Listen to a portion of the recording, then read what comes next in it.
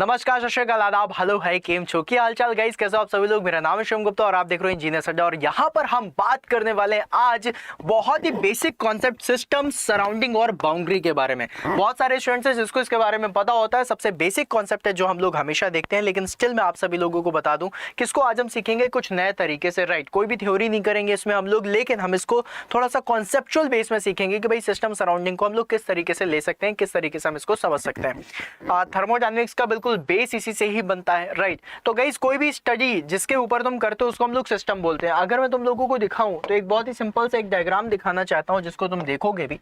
Right, यहां पर देख रहे हो चाय, वाह वाह वाह वाह वाह, क्या बात है भाई साहब, दिस इज द चाय। राइट, अगर मैं इस चाय के कप को एक सिस्टम मान लूं, या फिर ये जो ब्लू बाउंड्री दिख रही है अगर मैं इसको सिस्टम मान लूं, या फिर ये जो चाय के कप में जो ग्रीन कलर की लाइन दिख रही है इसको सिस्टम मान लूं, मतलब इसके अंदर का जो ब्लूइश दिख रहा है इसको सिस्टम मान लूं, किसको सिस्टम मानूं। राइट, ये क्वेश्चन आता है। तो आप लोगों के दिमाग में सबसे पहले यही वाली बात आनी चाहिए कि सर हम किसी को भी सिस्टम मान सकते हैं, लेकिन फॉर नाउ हम ये जो ब्लूइश कलर का, ये जो ग्रीन कलर के अंदर दिख रहा है, हम इसको सिस्टम मान लेते हैं। अगर मैं इसको सिस्टम मानूंगा तो मुझे सारी की सारी स्टडी इसी के ऊपर करनी है, मतलब इस ब्लूइश के ऊपर ही मुझे सारी की सारी स्टडी करनी है। और जब मैं इसके ऊपर स्टडी करूंगा तो मैं इसमें स्टडी क्या करूंगा, मैं इसमें स्टडी करूंगा दो चीजें। पहली चीज क्या होगी आपकी पॉइंट फंक्शंस। पॉइंट फंक्शंस को हम क्या कहते हैं, प्रॉपर्टीज ऑफ दैट सिस्टम, कि भाई इसमें कौन सी प्रॉपर्टी होने वाली है। राइट, इसका टेंपरेचर कितना होगा, इसका वॉल्यूम कितना होगा, इसमें स्पेसिफिक हीट कितनी होगी, इसमें थर्मल कंडक्टिविटी कितनी होगी, ये सारी चीजें। लेकिन all these are what, all these are the relative thing. Right, जब भी कभी तुम टेम्परेचर के बारे में बात करोगे, अगर मैं तुम लोगों से बात करूं टेम्परेचर या फिर स्पेसिफिक हीट या फिर कोई भी चीज, राइट, अब इसमें तुम लोग बोलोगे सर रिलेटिव क्यों है। रिलेटिव इसलिए है क्योंकि although all these are, all the properties are absolute one, right, क्योंकि हमें हमेशा किसी भी प्रॉपर्टी को इस तरीके से देखा जाए तो सिस्टम की प्रॉपर्टीज के बारे में पता चलता है ये एब्सोल्यूट होती है। लेकिन रिलेटिव किस सेंस में होगा, रिलेटिव होगा जब तुम इन सब प्रॉपर्टीज की स्टडी करोगे तो सिर्फ स्टडी सिस्टम के बेसिस में नहीं करोगे ना, तुम सिस्टम के साथ सराउंडिंग पे भी इसकी स्टडी करना चाहोगे कि अच्छा अगर इतनी हीट है तो हीट का ट्रांसफर कहाँ होगा, वर्क का ट्रांसफर कहाँ होगा। Basically heat and work are relative quantities. Right, उसमें आपको पास्ट हिस्ट्री के बारे में भी पता होना चाहिए, ठीक है।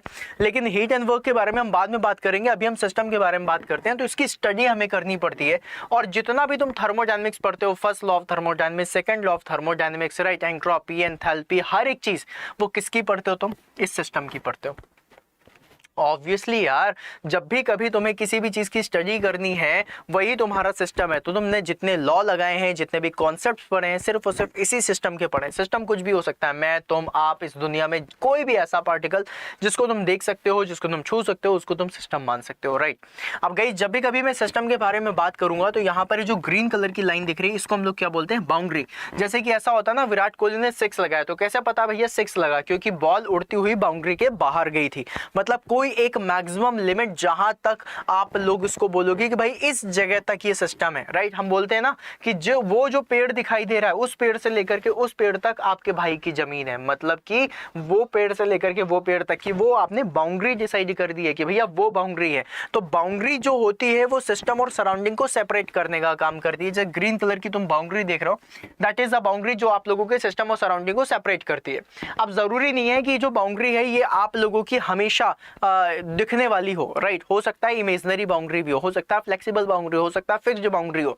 फिक्स्ड बाउंड्री मतलब कोई भी सॉलिड मटेरियल ले लो, उसकी बाउंड्री जो होती है वो फिक्स्ड बाउंड्री कहलाती है। सबसे ज्यादा इंपॉर्टेंट होता है इमेजिनरी बाउंड्री। इमेजिनरी बाउंड्री क्या होती है, जब हम लोग बोलते हैं कि जैसे मेरी बंदूक है, यह बंदूक 1 किलोमीटर तक की रेंज पे फायर कर सकती है। तो अब तुम्हें क्या, तुम 1 किलोमीटर तक की बंदूक लेके चलते हो, नहीं, वो बंदूक छोटी होती है। राइट, लेकिन तुम्हें पता है कि इमेजिनरी बाउंड्री है कि भाई 1 किलोमीटर के रास्ते में कोई भी आएगा सीधा ठाएं करेंगे उसका टाटा हो जाएगा। राइट, मतलब क्या तुमने इमेजिनरी बाउंड्री रखी हुई है। या फिर तुम लोगों ने क्या सोचा कि इस जगह से लेकर के इस जगह तक के बीच में अगर कोई भी अगर आएगा तो उसको मैं शूट कर सकता हूं। In the same manner guys हम लोग इमेजिनरी बाउंड्री कहां देखते हैं, हम लोगों के इंटरनेशनल बाउंड्रीज भी इमेजिनरी बाउंड्री हैं। मतलब आपको पता है ना कि कोई भी एरोप्लेन किसी भी देश के ऊपर से तब तक नहीं उड़ सकता जब तक उस देश से आप लोगों ने परमिशन ना ली हो। अगर कोई चाहे कि इंडिया पे कोई भी देश आकर के अपना प्लेन उड़ा करके ऊपर से ले जा, नहीं जा सकता। हमारे इंडिया के पास अथॉरिटी है कि हम उस प्लेन को हवा में उड़ा सकते हैं। समझ रहे हो, ये फैक्ट है। ये सही चीज है। तो अब तुम्हें कैसे पता चलेगा भाई, तुम्हें तो तुम लैंड में देख सकते हो ना अपनी ये बाउंड्री, कैसे पता चलेगा? Imaginary boundary. हमने ऊपर भी सोचा हुआ है कि यहाँ पे हम खड़े हैं, इधर से अगर इधर आ गया कोई भी प्लेन तो हम उड़ा देंगे, यहाँ आया तो हम नहीं उड़ाएंगे, right? That is the point कि इमेजिनरी बाउंड्रीज होती हैं, और जो तुम लोग देखते हो वो भी कहां से? थर्मोडायनेमिक्स में सीखा है, जिसको तुम डे टू डे लाइफ में लगाते हो, राइट? फिर उसके बाद गाइस यहाँ पर लिखा हुआ यूनिवर्स। यूनिवर्स क्या होता है? देखो, यूनिवर्स को समझने से पहले तुम्हें ये वाली बात समझनी पड़ेगी कि जिस चीज की तुम्हें स्टडी करनी है वो क्या है? तुम्हारा सिस्टम। और सिस्टम की जो लिमिट होती है, जो आप लोगों की मैक्सिमम लिमिट है, उसको हम बाउंड्री कहते हैं। और बाउंड्री को छोड़ करके दुनिया जहां में जो चीज बचती है वो सारा का सारा क्या है? सराउंडिंग है, राइट? अब गाइस अगर मैं ऐसा करूं कि मैं इस सिस्टम को कंसीडर कर रहा हूं, ये वाली चीज, ये बाउंड्री, ये सराउंडिंग, हर चीज को मैं मान लूं कि ये मेरा सिस्टम है, हर चीज को मान लूं ये मेरा सिस्टम है, तो वो सिस्टम आप लोगों का क्या हो जाता है? आइसोलेटेड सिस्टम हो जाता है, क्योंकि उसके बाहर बाउंड्री, मतलब उसके बाहर तो आप लोगों का सराउंडिंग होती नहीं है, तो ना ही हीट का ट्रांसफर होगा, ना मास का ट्रांसफर होगा। तो जब भी कभी मैं पूरी साम्राज्य को, पूरी दुनिया को, हर चीज को, यूनिवर्स, तुम कहते हो मल्टीवर्स जैसी चीज आ गई है, चलो मल्टीवर्स को भी अगर मैं मान लूं कि ये मेरा सिस्टम है, तो वो क्या हो जाएगा आप लोगों का? वो पूरा का पूरा यूनिवर्स कहलाएगा, और वही तुम्हारा आइसोलेटेड सिस्टम होता है। तो यूनिवर्स एक तरीके से देखा जाए तो एक एग्जाम्पल है। किसका एग्जाम्पल है? आइसोलेटेड सिस्टम का एग्जाम्पल है। बहुत सारे स्टूडेंट्स को ये भी मतलब डाउट होता है कि आइसोलेटेड और इंसुलेटेड सेम है। ना मेरे लाल, आइसोलेटेड अलग है, इंसुलेटेड अलग है। Insulated is a man made system, right? Behaves like an isolated system, but isolated नहीं है। आइसोलेटेड सिस्टम में कहते हैं हम कि हीट और मास का ट्रांसफर नहीं हो सकता for infinite period of time, लेकिन इंसुलेटेड में तुम्हें पता है कि फाइनाइट पीरियड ऑफ टाइम के लिए ही तुम हीट के ट्रांसफर को रोक सकते हो। हीट ऐसी चीज है, कहीं ना कहीं से लीक हो ही जाएगी, कहीं ना कहीं से हीट ट्रांसफर हो ही जाता है। तुम चाहो कि 4 साल के लिए मैं अपने थर्मोफ्लास्क में पानी गर्म रख सकूं, नहीं हो सकता। ज्यादा से ज्यादा 4 दिन के लिए रख लो, वो भी बहुत बड़ी बात है, लेकिन इतने ज्यादा नहीं कर सकते। रीजन है उसका, क्यों? क्योंकि हीट को तुम कंजर्व करके नहीं रख सकते हो, कहीं ना कहीं से बाहर जाती रहती है, राइट? तो आइसोलेटेड सिस्टम तुम्हारा इनफाइनाइट टाइम के लिए, मतलब अगर कोई एक ऐसा सिस्टम है जिससे हीट बाहर ना जाए कभी भी, तुम देख रहे हो हीट बाहर नहीं जा रही, तुम्हारे बच्चे हो गए वो भी देख रहे हैं हीट बाहर नहीं जा रही, तुम्हारे पोते हो गए वो भी कह रहे हैं हाँ ताऊ जी, तो सॉरी हाँ दादाजी, हीट बाहर नहीं जा रही, मतलब वो आइसोलेटेड है। लेकिन तुम देख रहे हो कि हीट बाहर जा रही है, कुछ टाइम के लिए नहीं गई थी लेकिन अब जा रही है, मतलब इंसुलेटेड है। इन दोनों में फर्क है, इस चीज को हमेशा याद रखिएगा। और गाइस, जो मैंने आप लोगों को अभी सिस्टम, सराउंडिंग और बाउंड्रीज के बारे में बताया, this is a very basic introduction.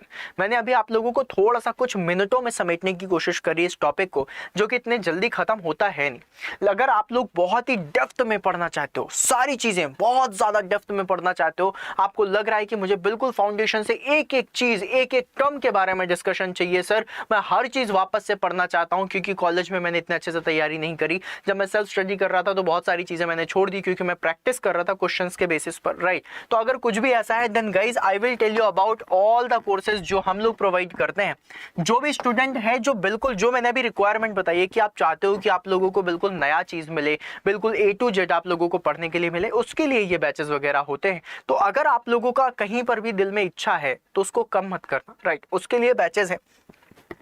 आप लोगों को बैचेस में जो मेन चीजें मिलती हैं वो क्या मिलता है? अपडेटेड कंटेंट मिलता है, स्ट्रक्चर्ड कोर्स मिलता है, एररलेस कंटेंट मिलता है। भाई साहब, सबसे बड़ी चीज है अपडेटेड कंटेंट। हर कोई क्या करता है? गूगल करता है आज के डेट में। अरे कुछ भी है गूगल कर लो, गूगल में भी अपडेटेड कंटेंट आजकल नहीं मिल रहा है। बहुत सारी चीजें पुरानी चली आ रही हैं और वही चीजें चली आ रही हैं, क्योंकि कोई अपडेट कर ही नहीं रहा। तो अपडेटेड कंटेंट के लिए तुम्हें तुम्हारे मेंटर्स की जरूरत पड़ती है। फिर उसके बाद कोई भी स्ट्रक्चर्ड कोर्स, ये नहीं कि आज हम ये पढ़ लेते हैं, फिर कल ये पढ़ लेंगे, फिर परसों ये पढ़ लेंगे, नहीं, स्ट्रक्चर्ड वे में चलना चाहिए, एररलेस कंटेंट होना चाहिए। क्योंकि भाई एक ही स्टूडेंट है जिसको पता है कि यार मुझे किसी के ऊपर भरोसा करना, तो अपने मेंटर के ऊपर करता है। अब मेंटर उसे गलत पढ़ा रहा होगा तो फिर वो कैसे सिलेक्शन लेगा, राइट? तो एररलेस कंटेंट होना चाहिए। फिर उसके बाद एग्जाम ओरिएंटेड होना चाहिए। ये नहीं कि हमें पढ़ना है आम के बारे में, हम पढ़ रहे हैं अमरूद के बारे में, राइट? नहीं, एग्जाम ओरिएंटेड। आम आने वाला एग्जाम में तो आम ही पढ़ेंगे, अमरूद भले ही कितना अच्छा दिख रहा हो, लेकिन नहीं, अभी नहीं, अभी हमें आम ही पढ़ना है। That is exam oriented study. फिर उसके बाद जो भी आप पढ़ाई करो, उसकी नोट्स, जीपीपी, ये सारी चीजें आपको अवेलेबल होती हैं। और गाइज, यहाँ पर आप देख रहे हो कि जितने भी बैचेस हैं ये आप लोगों के लिए फाउंडेशन बैचेस हैं। अगर आप मैकेनिकल, सिविल, इलेक्ट्रिकल, किसी भी डिपार्टमेंट से और आपके कोई भी दोस्त हैं, आप उनको रिकमेंड कर सकते हो, राइट? जब भी कभी किसी भी बैच में जाओ, यूज करना कोड Y166। किसका यूज करना है, Y166 का। Y166 से आपको मैक्सिमम 78% का डिस्काउंट मिलेगा अगर आप एप्लीकेशन के थ्रू जाते हो। और फॉर सहूलियत के लिए, आप लोगों की सहूलियत के लिए, आप लोगों के बेनिफिट के लिए मैं कमेंट बॉक्स में भी लिंक डलवा दूंगा, सो दैट आप जा करके इसको आराम से अच्छे से आप लोग एनरोल कर सकते हो, राइट। तो अगर सेशन अच्छा लगा हो तो लाइक जरूर कर देना, गुलाबी दिल के साथ एक बार थम्स अप जरूर दिखाना। मिलते हैं फिर अपन नेक्स्ट सेशन में, तब तक के लिए बाय बाय।